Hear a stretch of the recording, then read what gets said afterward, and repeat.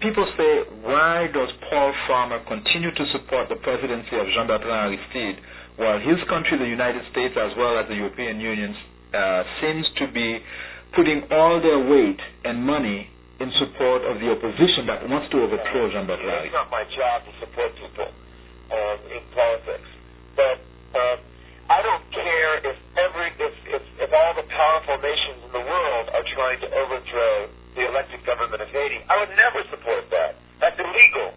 That's evil and that's sick.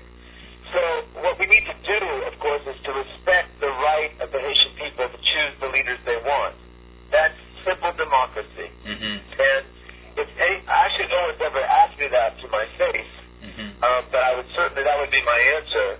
I would say the reason that I it's not that I support any particular group, I just support the right of the Haitian people to choose the leaders they want. And I support the right of the South African people, and I support the right of people everywhere to choose the leaders they want.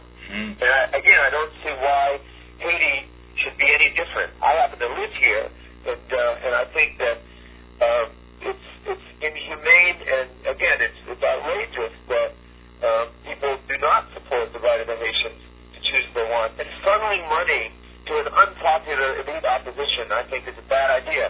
That's not my area of expertise either, but I think it's a bad idea. But how about those who claim that Jean-Bertrand Aristide was not the choice of the Haitian people and that the election was rigged? Well, how about those who claim that George Bush was not the choice of the American people? I mean, there's certainly no comparison between the decisive electoral victory in Haiti compared to the United States, where there actually could be an interesting discussion about that topic. It's absurd to have that here. Anybody who's saying that is motivated, again, by political concerns, not by a realistic assessment